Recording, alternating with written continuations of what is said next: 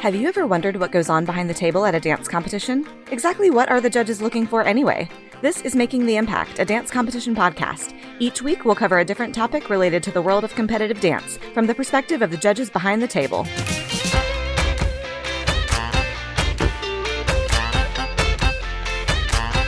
Being a standout performer takes technique, drive, and dedication, but it also requires your face to do some work. Performance quality is a big part of your score at competition, and today on Making the Impact, we're talking all about how facial expressions can help or hinder your routine. Hey y'all, welcome to this week's episode of Making the Impact. I'm your host, Courtney Ortiz, and I'm here with my co-host, Lesley Mealor. Hello, Courtney. It is not competition season yet, sadly. It is not, but it is coming up sooner than you know it. And it is. I always say this around this time of year. I'm like, can we just get there already? And it's not here yet, but it's very soon, friends. Very soon. I mean, my competition season is actually starting sooner than than most That's people true. Because I am doing a few conventions in the fall, which also have competition attached. Yep. And every time I go to convention in the fall with competition attached, I'm like, how do y'all have any dances ready yet? I mean, it's mind-blowing to me that the costumes are in and stoned and ready. And as we know, most of the time it's often just solos and duo trios, not as many group dances, but we'll see. I can't wait to see the talent. Yeah. Well, we have a really great episode coming up today in preparation for competition season, talking all about facial expressions, stage presence, and performance quality, which are things we can work on right now leading up to competition season. I think it's important to start implementing that into your rehearsals. Don't forget about it. Don't wait until you step foot on stage to start working on your facial expressions, y'all. It is an important aspect to your score. It is typically one of the higher parts of your score at competition if you're in a broken down score. So definitely enjoy this episode that we have in store for you all today to help improve and prepare for the season ahead. But before we jump in and meet our special guest IDA judges, we want to share with you all of our wonderful sponsors here on Making the Impact. Dancers, choreographers, and teachers, are you ready to take your routines to the next level? At Impact Dance Adjudicators, our online judges' critiques give you the professional feedback you deserve. And here's why we're the best in the business. All of our judges are pre-screened industry professionals, many with over 10 years of experience in the judges' seat, known for their fabulous critiques at competitions across the country. With IDA's online judges' critiques, you can request a genre-specific judge to get accurate feedback tailored to your submitted dance style. And no more waiting around for weeks to receive back your critique. We guarantee to have your feedback returned to you within 5 business days. And if you need an even faster turnaround, we're proud to be the only service in the industry that offers 24-hour rush delivery. Our exclusive post-critique additional feedback goes beyond the standard critique that you get at competition. Your judge will pause the video and break down your corrections, offering actionable advice and exercises to take back into the rehearsal studio. And with critiques starting at just $35, we offer competitive pricing in the online critique market. IDA's online judges' critiques have been serving the dance community since 2017, with hundreds of happy customers who return year after year and 5-star reviews. Visit impactdanceadjudicators.com/online critiques or click the link in our show notes to submit your routine and experience why our online critique service is the best in the business. All right, Dance World, we're back in action over here on Making the Impact. And we have a wonderful episode in store for you because we are talking all about an important aspect to your score, an important part of every solo, duo, small group, large group production number that you bring to the competition stage. And that is your performance quality, your facial expressions, your stage presence. Now, if you're a longtime fan of Making the Impact, you've probably listened to one of our previous episodes on this.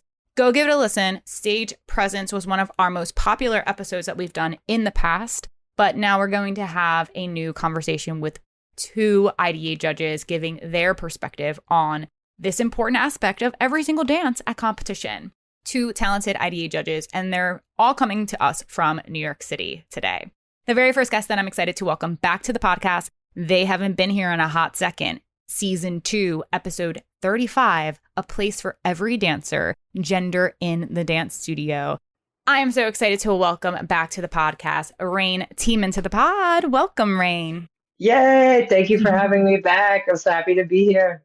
I know, and I can't believe you haven't been on the pod since Season 2. This is crazy. We're glad to have you back. A lot of life. Honestly, yeah. I mean, you've bounced around to multiple states since then, and now you're back in New York City, which I'm so glad you are.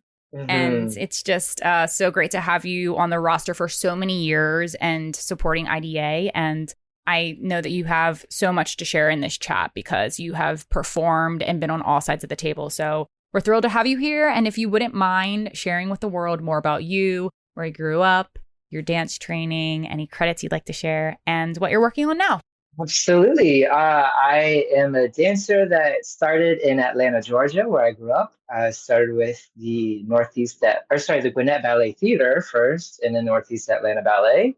I got my BFA at Western Carolina University in North Carolina, and then I performed for the next 10 years, did national tours like Joseph and the Amazing Technicolor Dreamcoat, with somebody you might have heard of. I don't know. He's kind of an up-and-comer. Do you know Andy Blankenbuehler? I don't know. That guy. Did that tour. I did Finding Neverland, which you know very much as well. And like you said, during the pandemic, I bopped around a lot. I shifted a bit more to teaching aerial work. I'm an aerialist.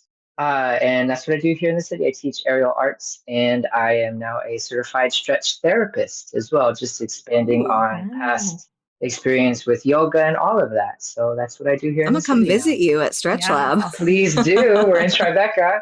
Oh, that's awesome. I love seeing all those stretch labs pop up around the city. And for all of our listeners out there, I don't know if you have a stretch lab near you or something similar, but it's a place where you can go where someone literally like just stretches you, like helps your flexibility and makes your hamstrings feel better and your back feel less stiff. And it's pretty cool. It's a pretty cool space. And now you are a stretch therapist. So I love to see it. And Rayne, you've been on our roster for probably, I don't know if you know off the top of your head, but I feel like around like 6 to 7 years that you've That's been exactly what I was going to say. Yeah, I think we're in that 6, 7. Yeah. So you've been doing a lot of judging in your time. And I know that facial expressions and stage presence and performance quality is something that you, I'm sure, can speak on. If you didn't know by requesting to be on this episode, like every season, every year, it's like, what are some topics to talk about? This is always on the list. I've got a lot of ideas and thoughts on this one. I love to hear it. Well, I can't wait to dive in with you. Thanks for being here. Thank you. All right, our next special guest who's joining us is also on the IDA roster, coming to us from New York City. And you may remember her from last season, our in-person episode that we got to record in New York City with special guest IDA judges who all came together to celebrate our 200th episode. I'm so excited to welcome back to the podcast, Brionna Trilling. Welcome. Yay, thanks for having me. Yay! I'm so excited to have you on a virtual pod. We're virtual now, y'all. We record remote over here, but that was such a treat to like get so many judges together and just have a live recording. Fun. Yeah, it was so much fun. Well, Brionna, if you wouldn't mind sharing with the world a little more about you. Yeah, I'm Brionna. I was born in Michigan, and then I quickly moved away from there because when I was a very teeny tiny child, I was on tour with Billy Elliot. And then I moved to New York City. I trained at the Professional Performing Arts School and then got my BFA at Marymount Manhattan, where I now also teach for their daily dance program. Cool. For musical theater, I sub there a lot. I'm in and out. And then I'm also just a performer here. I'm a choreographer. I've been going to some regional theaters this summer, choreographing, and I'm still just living the life, auditioning, teaching, all of that fun stuff. Yay! And you are a newer judge to our roster. I'd say you'd been here with us maybe for 3 seasons. Does that feel right?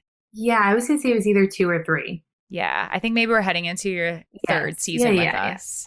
Fabulous. Yeah. Well, as a musical theater performer and especially someone who broke into having a professional career at a young age, being on tour with Billy Elliot, I'm sure that you had to learn a thing or two very quickly about the acting involved with performing when you hit the stage. And I can't wait to hear what you have to share with all of our listeners from your experiences today. Thank you. I'm so excited. Yay! All right, let's jump into this important chat all about facial expressions and performance quality.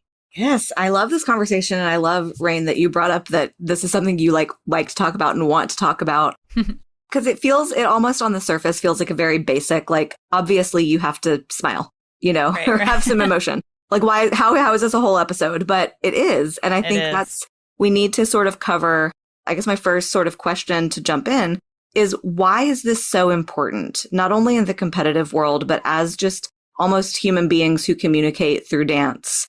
Why are facial expressions and stage presence so important to what we do? I'll go ahead and start if you want. Go ahead. I was thinking about that, and my first thought really came to just basic communication, because in my mind, that's what performing is. It's communicating. That's what the performing arts are all about, expression and communication. And so much of our communication is nonverbal. We pick up, I was doing research, actually. There used to be this whole study about like 95% of communication, but that's kind of been outdated now. But they contextualize it in a really neat way of information and data is communicated through words, but then your opinions, ideas, thoughts, feelings about information and data is communicated through tone, facial expression, how open your eyes are. Like all of that is communicated non-verbally, and we're not doing monologues on stage. So that's most of how we're doing our expression and communication outside of, from the neck up. So wow. I think that makes the difference between a piece you remember or don't remember, just that alone, if you're communicating or not. Wow. I love every second of that. Yeah. It's so real. Yeah. I was talking about it the other day too, to students about how we have to look at it like a conversation as well. And I was telling them, I gave them the example. I was like, well, if I just spoke to you in this monotone voice the entire time, you probably wouldn't really enjoy even listening to me, right? I was like, when we start to think about it as a conversation, how you choose your next sentence or your next move is based off of what I just said to you. And that's how we should almost be like in conversation with our music. And I feel like when you start to think about it that way too, you naturally just start to have reaction. You heard this song for the first time and you automatically have a reaction. And that's, I think, what I love about the topic of performance and facials is there's no right or wrong. Like I just get to see a better version of you and a more exciting version of you the more you start reacting. Yeah. It's so interesting, even being out of like performance myself.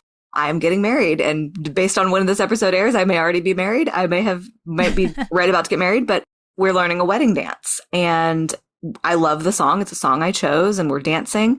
And our choreographer, who is also an IDA judge, Dr. Chloe Roberts. Yes. Oh my gosh. I was dancing with my fiance the other day, and I thought I had a lovely facial expression. Like in my mind, I was like, I feel good. I feel loving. I feel like and she goes, you need to smile. And I was like, I'm not smiling. Like sometimes you don't realize what you are and aren't doing as a performer, even when you are in the thick of it. Like you may think what you're doing is enough, but it might not be. And so that even comes into even social dance or, translate into other aspects of your life. Like check your face. Right. It's true. I was just taking class like moments before I got here today for this recording. And I, as a class taker, have so much trouble getting into it with my performance, like when I'm in the class setting. And I know that we're kind of talking about mainly like a performance on stage, but I also think that performing in the classroom is equally as important, especially now that there's always a camera in your face and like that's practically the stage. You got to perform for it. But when I don't have a reason to perform, when I'm just training, I notice that I have like the stiffest, most boring concentration face. Like I look angry when I perform in class, and I don't know what it is. It's only when I do other people's choreography, first of all, because I'm concentrating so hard. Yeah. I feel like I feel comfortable when I'm doing my own, so I can kind of let loose and get into it a little bit more. But when I'm learning on the spot, I'm just in like concentration mode. And especially the hardest for me is when it's hip hop and tap. because, oh my gosh, the tap concentration phase. But at the same time, I think it's important to recognize, like, I know that that's something I need to work on. And I think it's important to recognize when that happens and try to break the mold a bit of, okay, I know I'm going to walk into this class and I'm going to work on my performance quality, or I'm going to do that. And people have told me that I need to be better at that. So it's also acknowledging when and recognizing for yourself when it's something that is hindering you or helping you. And like you said, Lesley, you didn't even know that you thought you were giving it your all. You thought you were giving your performance in that moment, but sometimes we don't recognize it. And it is a hard thing if you don't have a mirror in front of you all the time, or you know what I mean? So just another layer to like add it into the class too, as don't get comfortable just being without like an emotion. Feel free to like enjoy it. If it feels good to you, like give a smile, show us your teeth. I love when I see teeth. I feel like I miss teeth for dancers' expressions. Yes. I think it's a sign of if you're present or not, you know? Sure. If you're relaxed enough in the choreo and your technique, that's when you can tell as the observer, like, oh, okay, they're confident enough in their steps, in their form, their technique, and what's going on around them that they feel comfortable enough to add that extra layer, that finesse. For me growing up, the most common thing, I had an anxious tic, especially going across the floor. Every time going across the floor, I would eat my lips. So I would be like, really? I would like bite my bottom lip. Yeah. And I remember I had a very stern teacher, and I had one class where she just picked that class. She's like, we're going to program this out of you. And she would call it out every time. She's like, you're eating your lip again. You're eating your lip again. You're eating your lip again. And I tell dancers sometimes, like, pick the honest friend who like tells you how it is. Have them watch them do your piece. And if you have a nervous tic, like literally have them like a bell, a ring, just call it out. Because you need that really awful rehearsal where you feel terrible, like you can't do anything right, to then like let go and, like you said, come to the awareness that this is something we have to work on. Break yourself down and then build it back up so you can get rid of that old habit to leave space for new ones, you know? Wow. That's Great really way to advice. put that. Yeah. Yeah. And I do see a lot of those nervous facial habits a lot on kids. And I mean, I also chew my bottom lip just generally, which is a horrible, horrible habit. And I am trying so hard to get rid of it. But that's something that I think people are a little afraid to call out because it does feel a little personal. It feels a little like too far. But it is distracting when you're on a stage and, you know, I'm looking at your tongue swirling in your mouth, or your, you know, your side of your lips are curling, or whatever it is that happens to people, you know, and a lot of times you don't have any control over it until you're aware of it. So That's a really great point. And it makes me think about another question, but something that I notice a lot with dancers. And I think that your eyes are a really big aspect to your performance quality and even your facial expressions. Now, another layer to that is, are there choreographed focuses throughout? Are there choreographed focus changes in your choreography that your teachers gave you? Are you actually looking at where you're, whatever direction you're supposed to? Or are you just turning your head? I want to believe what's going on behind the eyes. And sometimes I see dancers who are doing the steps, but there's nothing behind the eyes. And like, you should have such a clear focus from beginning to end in any piece that you do, whether you're looking up and out, whether you're looking through the person, through the audience, but just being very direct and clear with where your focus is living from beginning, middle, and end of your dance. And that's a critique that I often give to dancers. It's like, you're doing it. You're doing the steps. You turned your head. You're doing this. But like, I want to know what you're looking at.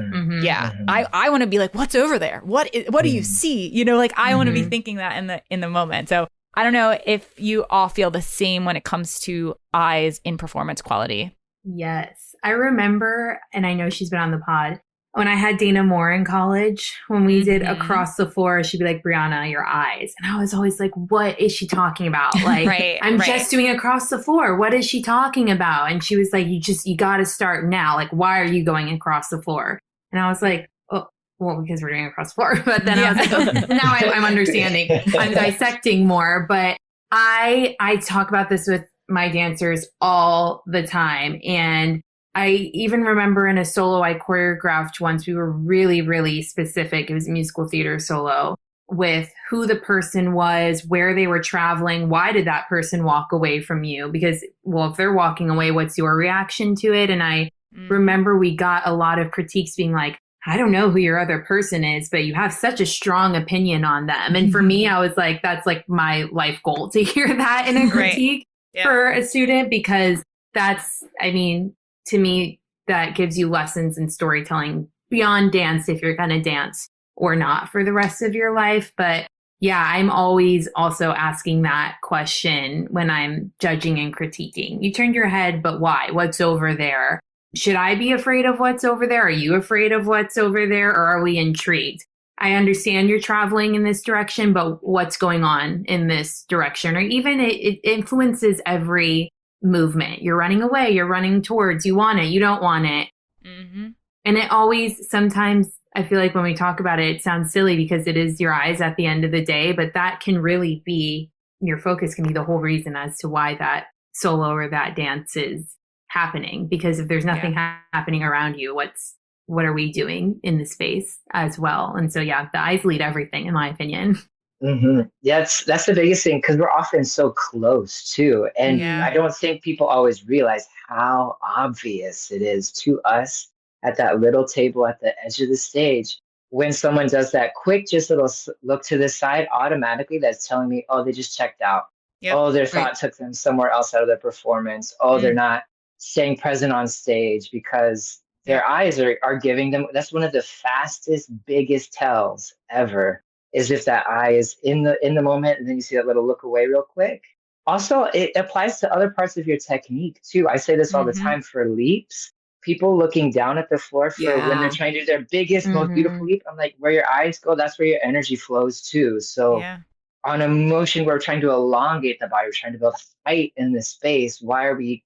It's almost like cutting your height like a couple of feet, just because your focus drops. And I think it carries through with performance energy as well. Wherever your eyes are going, that's where the focus leads. That's why we as judges then look to the corner and be like, wait, what is over there? Like, is there something going on? Because that's where your eyes are telling us. And it's one of the first things when people check out. When we lie, we look a certain direction to avoid eye contact. Like, again, we communicate so much subconsciously just in this space of your eyes. Wow. It's wild. That's so true. And even I find this a lot in duets too, where I'm like, okay, you looked at each other, but are you do you see each other? Communicating with each other? Yes. Through, even though you don't get the chance to say it. So like, if you don't get the chance to talk to each other for 2 minutes and 30 seconds, I hope you can find those moments where you can really connect with each other, because that's the beautiful thing about any live art, is it's going to change every single time. So I always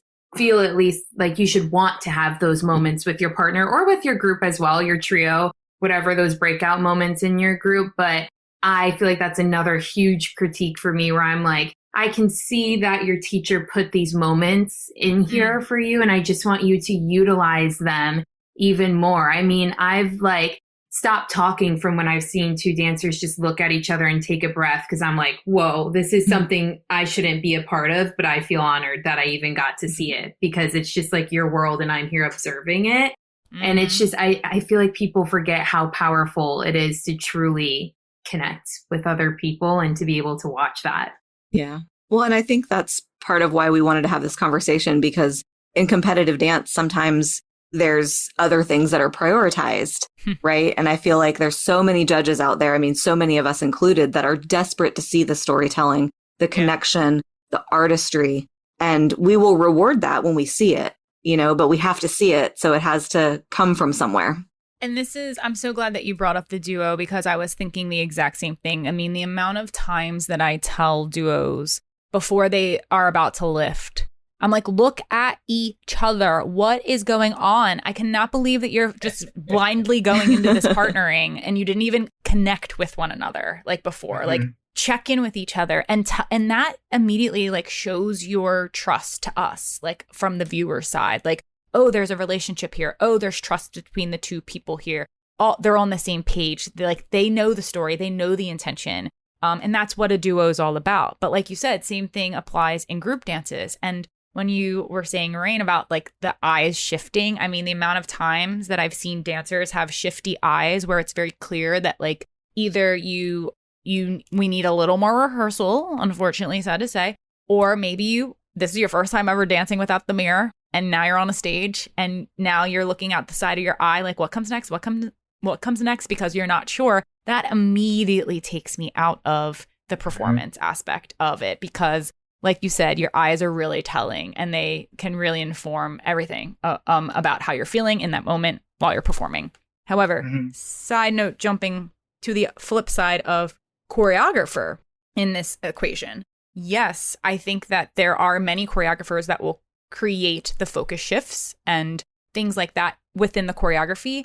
But I also think that, especially for training dancers, it's not a bad idea for choreographers to like really explain the reasoning behind this focus change, or the reason behind why we're running in this direction or whatever. Not just be like, well, I haven't touched stage left for a while, so why don't we run you over here? And it's like, but is there a reason why you're running over here within the layers of the story? And where did we start and where are we ending and what is our goal? Like the choreographer, if can't just expect the child to figure that out, they need to lay that out to them and say, you're running over here because the person that you love just walked through the door and you can't wait to see them. Like create something that makes them allow to connect even more to that story. And then they can execute that performance quality even stronger if they have clear intention backing up every aspect of their choreography.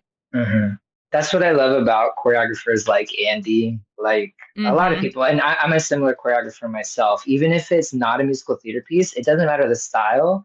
Even when I was doing like sassafras heels combos, there's always a narrative that I have that's usually connected to my experience of the music and what goes on in my internal world. And then I build the story around that experience of the music. And then I think the work is explaining the process of like how I got to this place to explain the choreography. And then when I'm with people confident enough to say, what is your perspective? What is your lens? If you were in this situation, how would you react?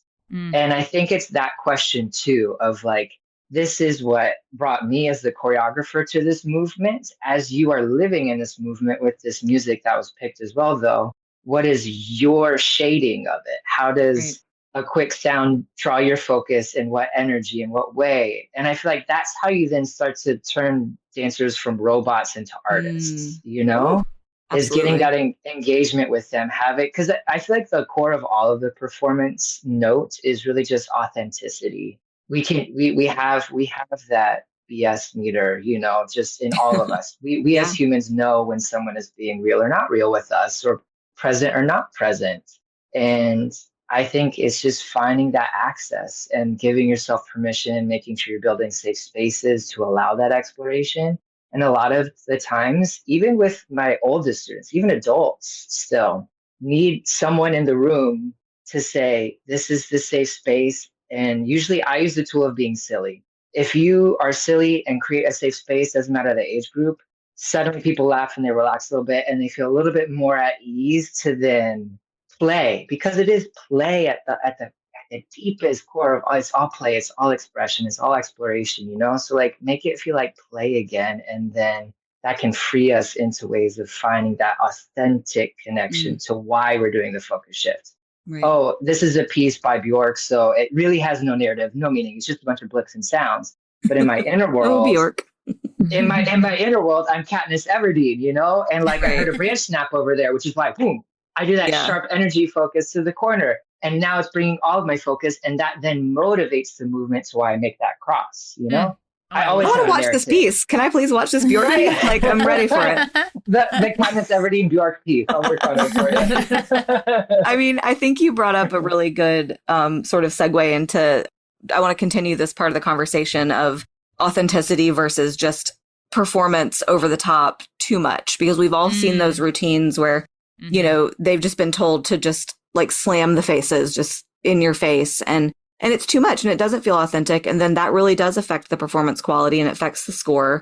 And I wonder, Brionna, what's your sort of, how do you teach the authenticity, especially to the younger kids? Because I think once you get to a certain age, like it's almost, if you've learned properly growing up, it's almost easier then. But like from the beginning, how do we teach authenticity when, you know, people might be a little shy, they are not confident in their choreography yet or their technique yet, and they're still really learning. So this extra layer of like performance seems like really daunting.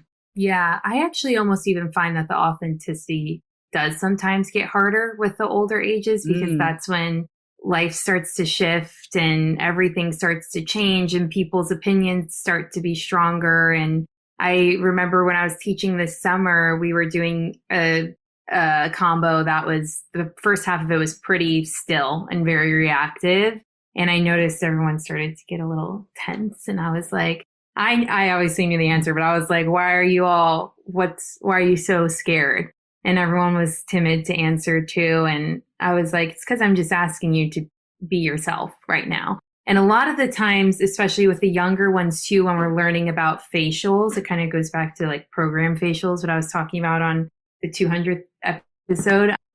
Like a lot of them don't have fear. And if you tell them to shimmy and like smile as big as they will do that.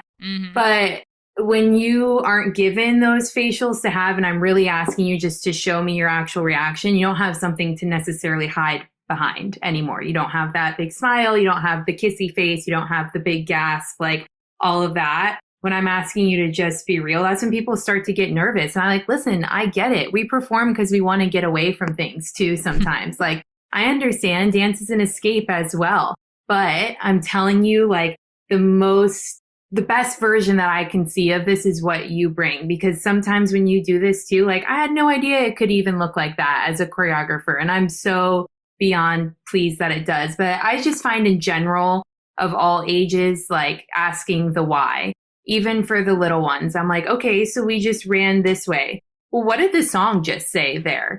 And they're like, oh, I'm like, yeah, let's listen to it one more time. What was that lyric? The lyric said, and I got out of bed and I had the best day ever. Okay, well, if you just got out of bed and stood there, would it be possible to have the best day ever? Probably not.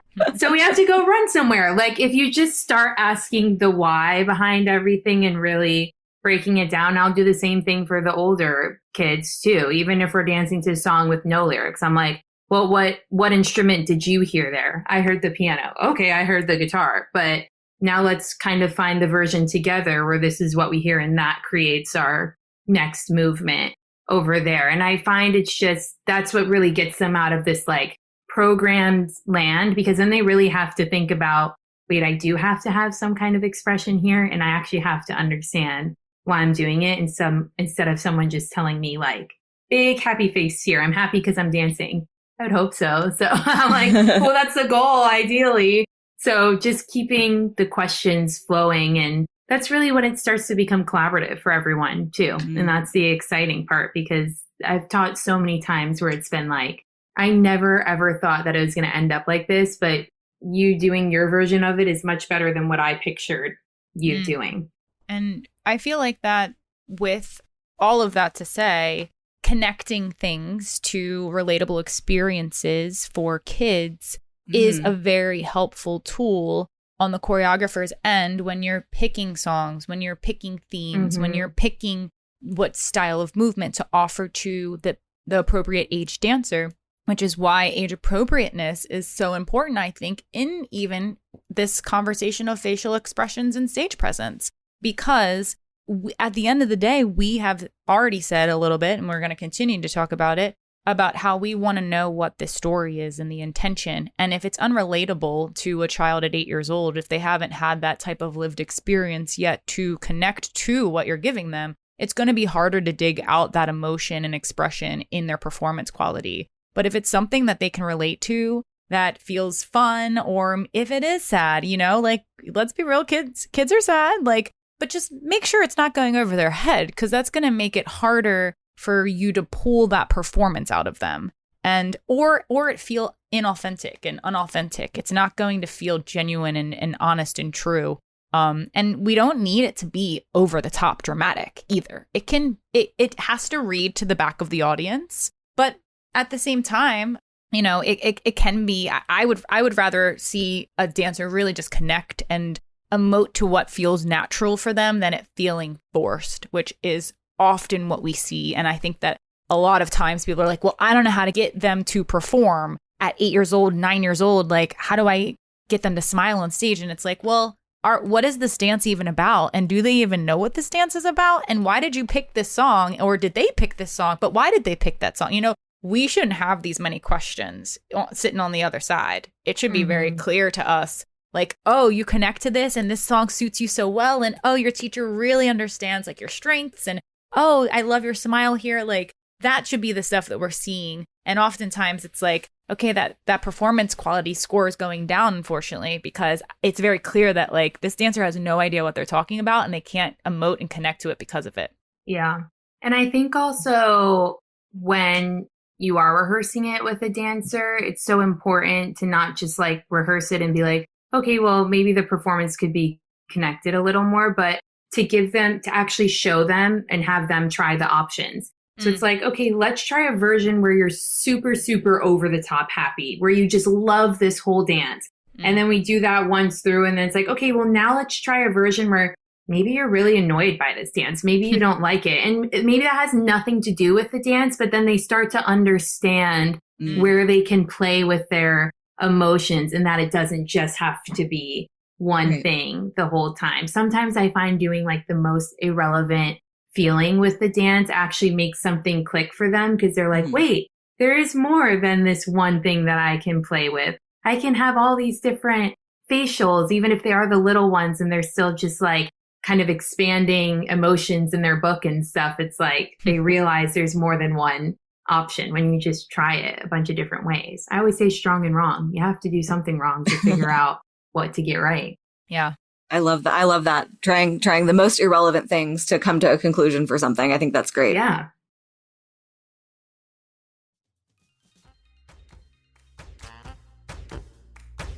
A new dance season is here, and that means competition is coming up quick. And we have a great way to help you prep your performance before hitting the stage with IDA's online judges critiques. One of our professional pre-screen judges will provide you with a video critique similar to what you receive at competition. But we also take our critiques one step further with our best-selling feature, post-critique additional feedback. Your IDA judge will go back through your dance and pause the video to elaborate even more on specific corrections and personalized requests. And exciting news for choreographers, our popular choreography console critiques are back in action this season. Your specialty judge will focus on choreography-specific feedback, covering everything from concept and costumes to transitions, style, and musicality. Enhance your creative vision and elevate your voice as a choreographer with guidance from a pro on technique, song choice, difficulty level, and so much more. Starting at just $35, IDA's online judges critiques are a great tool to utilize at any point in the dance season. And we are one of the only online critique services in the industry that offers genre-specific judges and rush 24-hour delivery turnaround times. Are you ready to take your dance to the next level? Click the link in our show notes or visit our website at impactdanceadjudicators.com/online critiques to submit your dance today.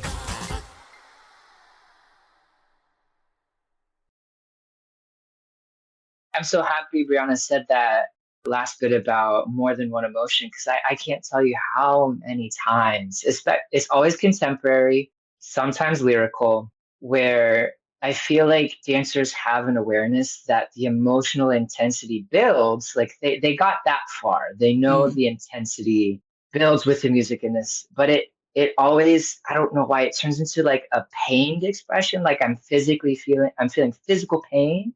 And then they put that expression on their face. And then the whole time they just like turn the volume up or down on that pained expression. And that's the performance. It could be like this truly touching, lyrical, beautiful, expressive piece, but then all you're getting is pain, no pain of various degrees. And the trick the note I usually give dancers is I always tell them to grab their best friend or the friend they're most comfortable with or whoever's most comfortable with them, and then have them tell them an exciting story. And then just like count on their fingers how many times their friend's face changes in a matter of like 30 seconds. Because even just like us talking here, our faces change constantly. Because we're always, especially when we're talking about things that we're passionate about, which is how it should translate into performance. You know, it should feel like you're performing about stuff that you are invested in. And when you have that, naturally, your face will just begin to highlight and shadow different things in your storytelling. So those are, I'm so glad that was brought up, because I cannot tell you how many times I give that note of finding variety in facial expression. And I feel like with the younger dancers, it's what I call vowel mouthing, or they give the big O face, where it just uses like O or A or E, that's the performance. And like, I give a grace period. I feel like, first performances on stage, that's a great like stepping stone of like your face is connecting in some way. It's like you've just learned the alphabet, but you haven't learned how to spell quite yet, Right.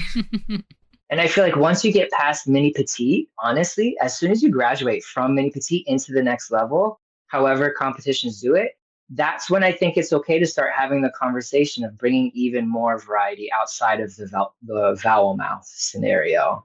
Because come 7, 8 years old, humans have enough depth to know a bit more about their emotional state. And through excellent conversations like Brionna was talking about, where we're asking questions to get them into those spaces, you'd be surprised. You'd be surprised how young like those dancers can really tap into something very deep and profound and varied. That's the big thing, varied, because we are dynamic beings as humans. I think that's an important part that you mentioned about what young dancers are capable of. We see dancers on stage doing the craziest tricks I've ever seen at such a young age, but they don't know how to add a performance to that yet.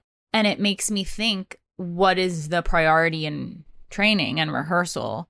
Are we just emphasizing the importance of getting that aerial, and that's all that matters? And I don't care if your like eyes are closed and biting your lip while you're upside down, and but we've drilled that like crazy, and that's all that matters in your performance on stage. It's okay if you don't smile as long as you land on your feet for your aerial. It's like, well, if they can do an aerial at 7, which is what is like kind of weirdly the norm now, no offense, but like it just, everyone seems to be able to do it. It's like, we can also give them layers of performance to incorporate into that rehearsal, and not make them drill that aerial 500 million times, but maybe make them drill, did you remember to smile over here? What are you feeling at this point in the dance? What kind of emotion do you want to bring to this part? Just from encouraging and reminding dancers from the teacher side and the choreographer side that we can't forget about that, because that is a big part of our score. And we are all judges. And we say this all the time at comp, especially when scores are broken down. Technique is typically the highest. Guess what's next? Performance. So, and we've also covered this a lot, but it's a question. Do you feel like that performance quality could be the deal breaker in how a dance scores at competition? Now, we just said that those two are the highest, but what if there's a really strong technician that doesn't have the best performance quality, and then the opposite? What if there's a really strong performer but doesn't have the technique? Which one do you feel like is going to outscore the other? Yeah, I've definitely been on panels where it's a split. Yeah, I feel like there, and I do think generationally has something to play into that. I'm definitely in the party where if there are two pieces and their scores are so closer together, I'm usually looking. There's always given circumstances to, we all know there are so many shades and hues of conversations behind the judging table. You really have no idea what that final thing was that tipped it. But I will say performance for me usually is the big one, because you can see it's like having an artist, instead of displaying their beautiful work, they're just showing you the tools and they're laying out their brushes, and that's all they're doing. That's what seeing a great technician on stage is like. It's like, cool. I'm so happy you have so many tools, but what did you do with them? And to me, that's where the performance takes it to that next level. Yeah. I agree. Especially when you go to those cities where it just really is like everyone is so amazing that you really have to start looking for the small things. And I have had panels where I felt really torn myself, even because I'm like, wow, this person has amazing technique, but I'm not really sure what I was supposed to take away from that. And if there's a person who has pretty close technique to that, and I felt like I really learned about them as an individual, for me, yes, it's obviously amazing that you trained hours and hours in this studio, but it says something about the fact that you were just willing to be so vulnerable and give it your all on stage. Like especially those older students who it is hard and we start to get self-conscious, and that's when comparison starts to kick in. I'm like, wow, the fact that you were willing to share that with a bunch of people who don't even know you, like I really have to commend you for that. And also, like, I know at the end of the day it is a competition, but when I can see a dancer and I'm like, I don't know what you're going to do for the rest of your life, but I can tell that you're going to make an impact on this world because of the way that you were just on this stage, so willing to share yourself and share something that's meaningful to you. That's when I feel like I get really, those are those standout performances for me. And I get really, really touched because I'm like, you could go into construction for all I know, but I can tell you that you are passionate about what you do. So you're going to make a difference in whatever it is. And to me, I'm just like, I can't ignore that feeling. Yes, I'm impressed by the technique, but I can't ignore that. And it just always ends up, I think, taking the total package for me. Yeah. I definitely have changed kind of over the years. Like, I love a great technician, and I love your analogy about the tools. And that kind of has made me, reassess a little bit, because you can always refine your technique. Like, we're always refining our technique. No matter how far you are in your training, there's always something to continue to work on. And that could potentially be better. Performance, sometimes that is just the moment, the day, the circumstance, and it is a unique moment in time that supports that technique that you already have, that like, it couldn't have been better. That was it. And, I think I've seen more of those kind of performances in the past couple years where it's like, wow, in this moment in time, that could not have been better. And your technique is what it is, and you're going to fix that pirouette. But this other stuff, that was literal perfection. And I feel like that doesn't happen as often as I would like it to, but when it happens, that's why my performance score is going to bump you up, to the higher placement. Yeah. And you see it in the special awards too. Pretty much every competition has judges specials. I feel like as a dancer going to competitions, that can be a very positive affirmation, and to remember that those aren't throwaways. Right. We're not just doing this to fluff egos. There really was something different and special. And I think a lot of times it does go to the super strong performers who just for some reason didn't have the strong technique of the girl who gets to spend every day in the studio because her mom owns the studio. And so her technique is near perfect because she lives at the studio, as opposed to the dancer who's maybe even like helping support family for whatever reason. Like, they just don't get the technique time, but they bring so much heart, passion, and earnestness into their performance. Those are usually the ones getting the special call outs, not even just scores and medals, but like the judge wants to bring you. And that's the thing I want to call out too. I hope more dancers like really take that moment with a bit more weight. Cause I will say last season, it felt very much like a lot of dancers kind of just like check out at awards, especially when it comes for judges to give a special. But I hope this can affirm for dancers, like, we're just as invested as the dancers, sometimes even more sometimes, if we really resonate with the piece. And like, I've had competitions I've gone back to where I got to see dancers really grow over the past 6-7 years. And for some of these dancers, that's like taking them into college from like a teenager into like adulthood. And it's really special to see a young artist kind of bloom and develop. So like, really, no, there is something to that. And it is affirming that there is really good work going and you are on the right track. So even if you didn't get the highest people behind you. Like, there's people out here in the world that even if you didn't get the first place, you affected me. Right. And like, when you think about sort of like the grand scheme of the entire world and life and the time we're here on this earth, like, isn't that better to like know that you affected somebody positively rather than you got handed a trophy? That's the why, in my heart of hearts, I feel like I would hope everybody, that's the why, to connect, to share yourself and to see that mirrored in the audience.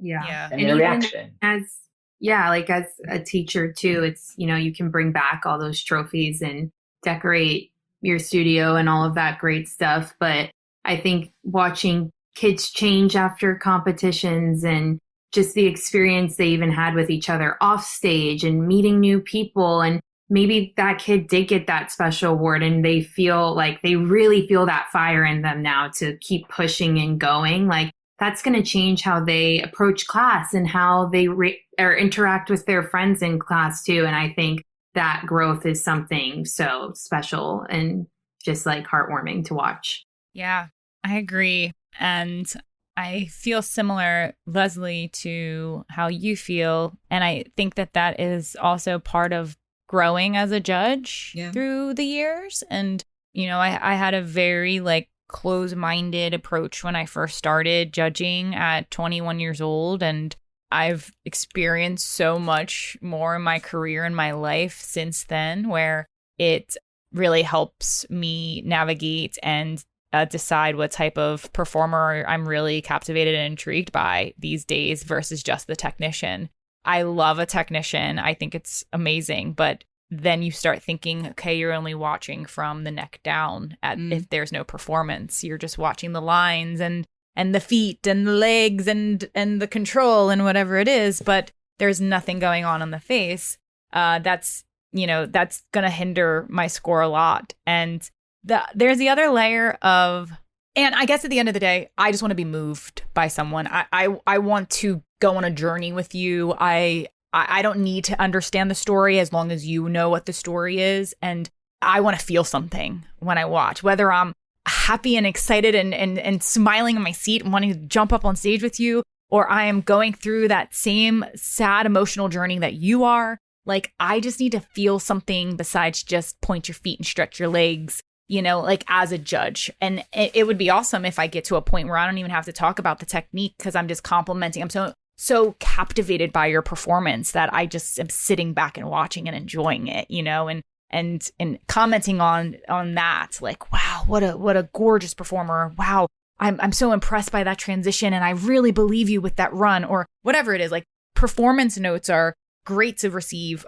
from like a critique of a judge. But another thing that I was thinking about while you were all talking is, I've seen this many times, standout technicians who also are performing, but it's like too much. It's like, oh my gosh, whoa, we need to reel it back a little bit. Like, you are performing way too big, way too over the top, too dramatic. It like you kind of hinted at earlier, Rayne, it feels fake, doesn't feel genuine. But then that dancer's probably gonna score pretty darn high, because I can't deny the fact that you were performing. I'm not knocking points off, because it wasn't like I need a smile from you. Like, you were just giving me the biggest smile I've ever seen. And I think we can reel it back. But you know what I mean? Like, it's a fine line, because you're giving me everything I'm asking. But how do we tell a dancer, like, actually, like, I think that this is a little too much right now, you know? And I guess sometimes a lot of people say it's easier, like,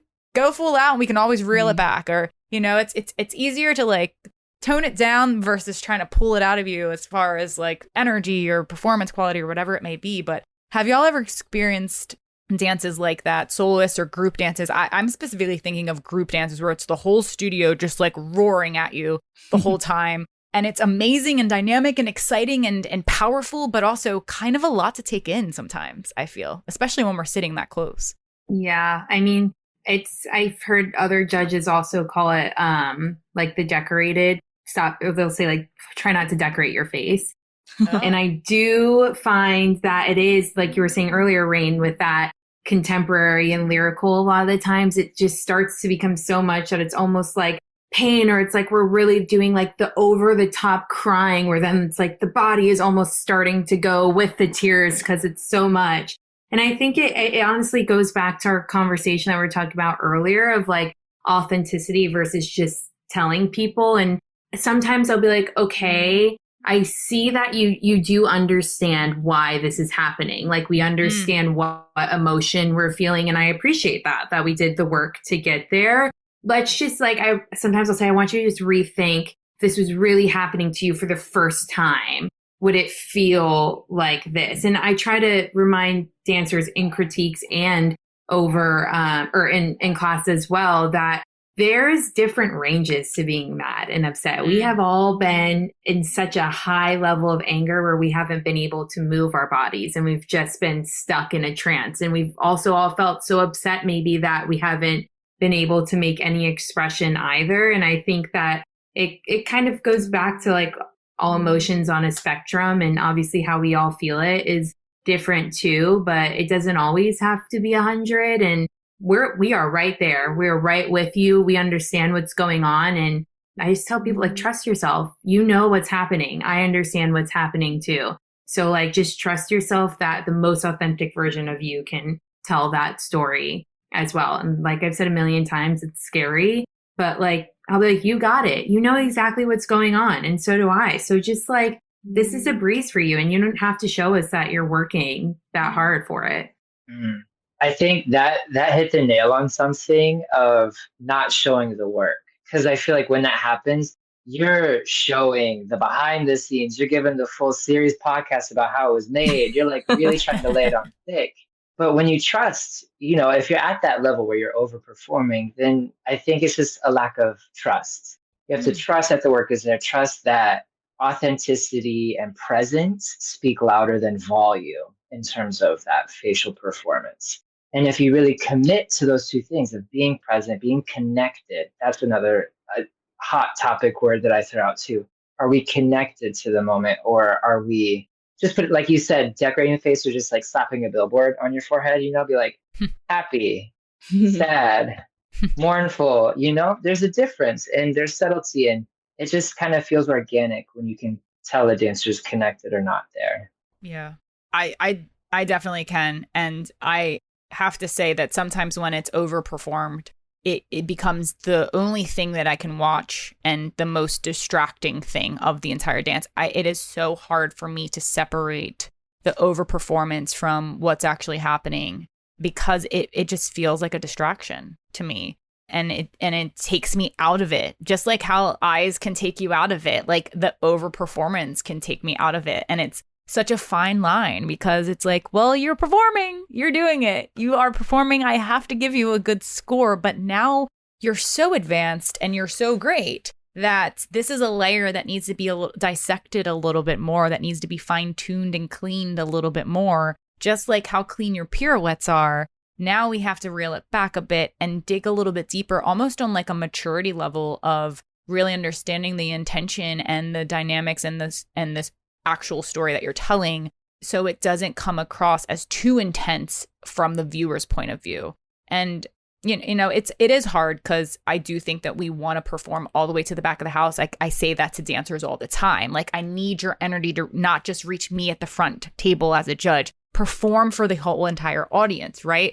But then, are you still shouting past them, or is it stopping at them? And I think that you have to find that balance of like the in between, because if not, then it can become a little bit of a distraction and taking away for the audience to actually enjoy the genuine performance for what it should be. I'd be curious to hear like what quote unquote normal people might think of some of the, like, if we like put a performance out there that like in the dance world, in the dance world, we are very conditioned to expect a little bit of overperformance. I just think generally little people cheese. Are not, a little cheese, a little drama, a little, that's normal. But for like a regular Joe, like put on that 7 to 9 year old lyrical solo, to a Whitney Houston song, and she's crying and she's reaching, and now does this normal person who's watching this, how are they affected? Because a lot of your audience is just people who came to show up, and they might be a little put off by.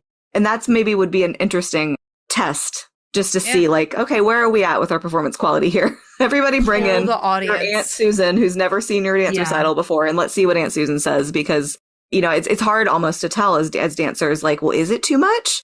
Or is this just what we expect? Right. Yeah. And I always try to remind people too that your conversations with facials and performance, that's just as detailed as your technique should be. Performance has details too. And I think with that over emoting, sometimes it's like, again, I said, okay, I see that you understand the range of this, the beginning, middle, of end. You understand that you're upset, and then maybe you find joy, but like, why are you this upset? And what made you switch to this at some point? Not just like, well, now it's my time, so I'm going to switch my emotion on my face, right? And I think we need to, as teachers, have the conversations of details beyond you're feeling sad and then there's joy in that. Like, we shouldn't just, when we're cleaning our dances, be cleaning that technique, but we should be talking through those moments as well.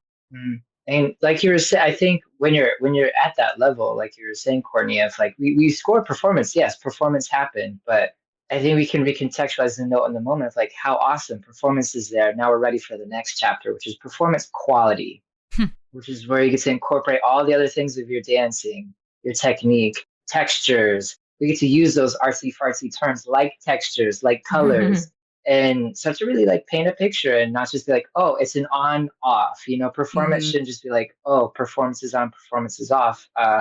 I think a lot of people, I know I was raised that way a little bit of like, we all know the term of being on, Yeah. some people call it masking now if they're dealing with like neurospiciness, but we all know that feeling. And I think, again, if we relax into it, we find our pathway into how we become a relaxed human on stage and not just a dancer being told everything to do every second of a piece, but like someone with thoughts, ideas, and opinions. Then we can bring those qualities of performance into it. So it's not just on or off. And that's why they always talk about entrances and exits, because if it is all of a sudden on right after you entered into completely different emotion, I'm like, well, how did we come from here? Like, and I always get so frustrated when I'm like, oh, okay, they're performing and then it stops and it just like drops the second they walk off stage. I'm like, oh, well, now I'm not with you anymore. Like I was kind of feeling that for a second, but maybe I wasn't right that I was feeling that because like you weren't feeling that. And I remember when I was first judging, I was always like, why do they always talk about entrances and exits so much? Like, I don't have time for this as a judge. Like, there's so much other stuff I have to be doing. But now I'm always like, wait, are we still together? Are we still together? And then that's when you can really tell. No, they are important. We actually did an episode on entrances and exits last season, which was so good. Such a good one. Go give a listen. And there is actually a lot of talk in that episode about getting into the mindset of your performance that you're about to do, which is then going to come across in how you interpret the movement and how your facial expression and stage performance quality goes out to the audience. So it is really important. And I do think that even just tapping in and thinking about what you're performing about before you step foot on the stage, I know that might be tough to do when you're doing quick changes and have 5 minutes before your next dance. But as you're waiting in the wings, start thinking about not the steps, because the steps you probably have rehearsed a million trillion times. Those are ingrained in your body.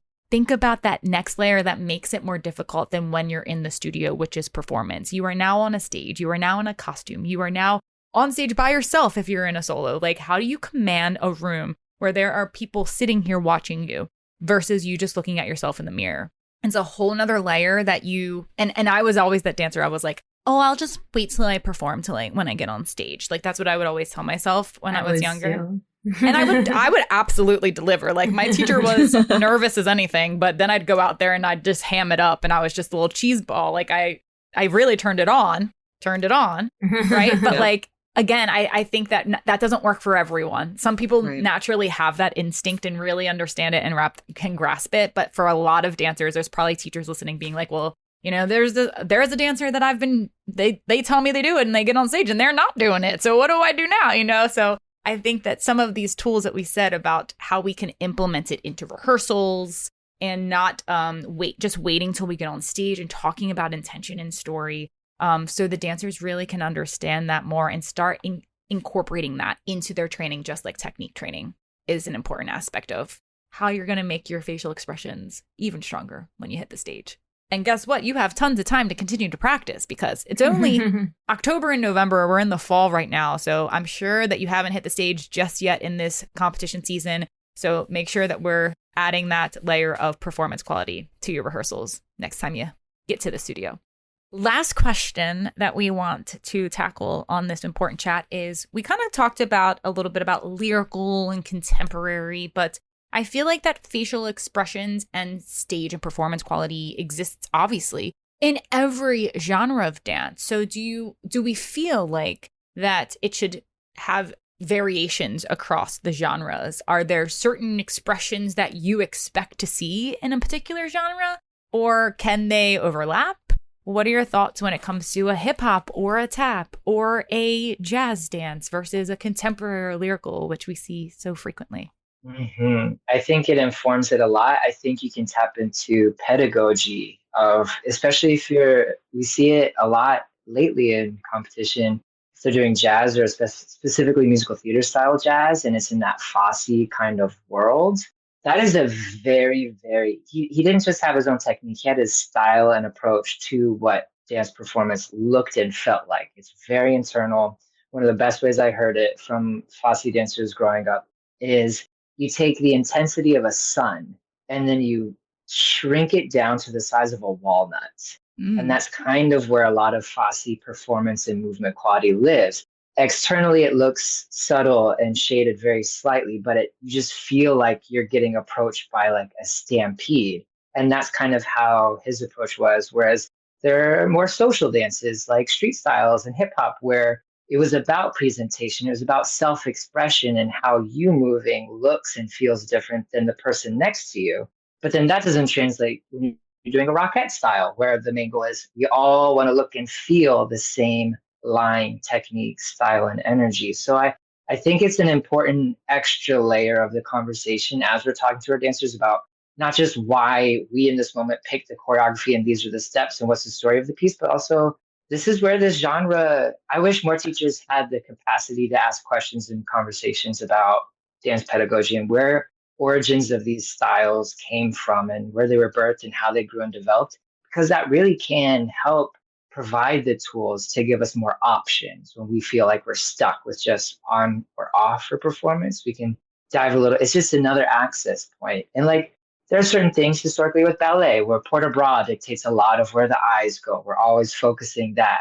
There are little things scattered through all of the genres that we can really look into to inform that performance that feels, again, authentic. Because if you saw someone performing hip-hop style to a rockette precision piece, like you're going to be like, okay. Then I would then open, if I was at a concert, I would open the program and be like, okay, where's the director's note? Where's the choreographer's note? Why this? And usually if it is that, hopefully it's an intention and a reason that they were told to explore that. But in this case with competition, I think it's more so we should be looking at honoring the roots and the exploration of these different styles as we bring them to competition.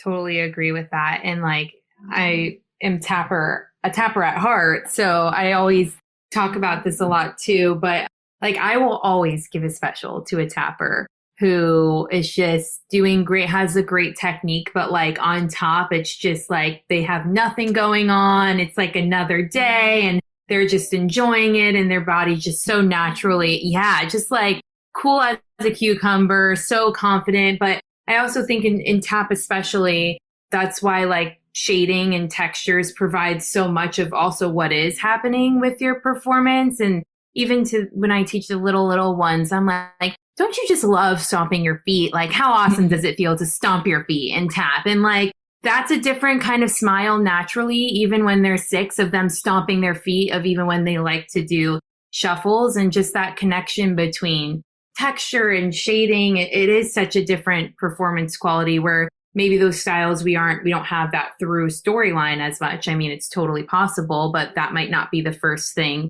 we're going to. Well, then it's like, okay, well, how are my physical dynamics actually affecting the way that I feel? Yeah. That's like, I feel like a talented tap dancer, that it can go hand in hand with like the same conversation as what we were talking about too. Like when we think of a technician, we often think of like a beautiful lyrical dancer or something, someone with gorgeous ballet lines and flexibility and whatever it may be. Well, there's technique in tap dance. Yeah. You can be an absolute phenomenal tap dancer and then you don't know how to sell it. You don't know how to sell the performance to the audience. I don't care how fast your feet are moving and how crystal clear your sounds are, but I gotta believe it. Up top. And I've told dancers this so many times when I judge them when they're fantastic tap dancers. I will always remember those dancers that know how to perform with the added layer of the tap. And I immediately think of them like being in like a little tiny like underground jazz club in New York City with like an upright bass and a saxophone and a tap board, and they have like a little, blazer on and a sparkle and a fum ba-da-da, and they're just like just jamming in this like I'm just putting them into the scene already because they are selling it so much that it transports me in their performance. And I think that is something that oftentimes a lot of tap dancers might not grasp if they don't score as well in their solo, even though their technique is out of control and they're doing the hardest footwork and have insane timing and musicality and shading and rhythm and all the things we look for. But then there's that final layer for a tap dancer where it's like, oh, you can make this look easy and you're gonna, you know what I mean? Like, it just is so awesome to watch. And for me, like, that really is like a cherry on top package deal in tap. Well, y'all, we could, again, talk about this all night long, but sadly, we don't have any more time on this episode. And I think that we covered so many great aspects to facial expression and choreography, and dancers have a lot of time to continue to improve on this and implement it into their training, because it is a part of your training, and getting prepped and ready for the competition stage, which is quickly approaching. So Brionna and Rayne, thank you so much for contributing and being guests on Making the Impact. We loved having you both back here. Thank you. Thank you. Thank you for having us. Yay! And we always have our guests lead us out with one final thought.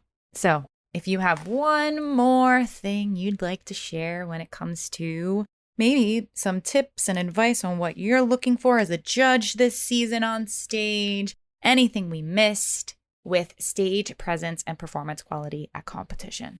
I guess my one nugget, if I could only give one nugget, is just remember that you are a human first on stage. And whenever you're feeling lost of, is it right or wrong, too big, too much, ask yourself, does it feel me? Does it feel human? And if the answer is yes, then that's probably a good direction to go to getting you through that blockage into the next chapter of discovery of another layer, another shading into how you can diversify your performance. Remember, you're human first, and allow your humanity to come with you on stage. As much as we try to be perfect, there's something that just sticks when we see another human give themselves permission to be human in that setting of performing on stage. And that's when you get the round of applause. That's when you get the standing ovation, is when humans see other humans being human and making it look like it's okay. And then we feel safe. And then that's when we get the gold prize there. Wow, that was awesome. Like, how do I even follow that? I think at the end of the day, we know that you're here because you love to dance, and just don't be afraid to show that. I know it always feels like there's so much more beyond that, and it's so easy to get caught up in all the million other things that are happening at competition. But at least I hope that at the end of the day, you are there because this is what you love to do, and life changes from day to day basis, and that's okay to see that on stage. I know can be the scariest thing to present your most authentic version of yourself on stage, but I promise you there will probably never be a judge that will go unnoticed by. And truly, there are still pieces that I can remember from years ago that I will still think about to this day that just had that. And I won't remember even what style it was, but I can just remember seeing their joy for dance on stage. And that is what really touches us at the end of the day. You love to dance, so just always show us that. Thanks for tuning in to our latest episode all about facial expressions and stage presence on stage at competition. Be sure to follow our special guest IDA judges on Instagram. You can find Rayne at Rayne Shares a Lot and Brionna at Bree Trills. Don't forget to follow Making the Impact on Apple Podcasts, Spotify, Amazon Podcasts, and pretty much everywhere you listen to podcasts. And if you want more exclusive episodes, support our podcast by joining our Platinum Premium membership for only $5 a month. Subscribers receive free Making the Impact stickers, shout-outs live on the air, ad-free listening, and exclusive access to our Q&A episodes for members only. Join now at impactdanceadjudicators.com/platinum premium or click the link in our show notes. Be sure to check out IDA affiliated competition Elevation on Tour. Elevation on Tour is redefining the dance competition and convention experience. Driven by a commitment to service, integrity, and innovation, Elevation on Tour is constantly evolving to ensure the best for your studio. Engage, embrace, and elevate your dance experience at Elevation Dance Convention. The convention atmosphere is carefully crafted to promote inclusivity, personal growth, and character development. With their inspiring faculty, Elevation on Tour empowers dancers to return to the studio with a newfound energy and love of dance. Elevation on Tour Competitions offers 3 performance levels, stunning awards, and a distinguished 4-judge adjudication panel, including 2 specialty critiques for choreography and technique. Don't miss out on the teacher hospitality suite and dedicated warm-up area at every location. For more information about Elevation on Tour, visit their website at elevationontour.com. Coming up next on Making the Impact, look forward to another IDA competition feature, a throwback to competitive dance in other countries, and why lyrical should be a priority in your training. More episodes are coming your way next week. We'll see you then.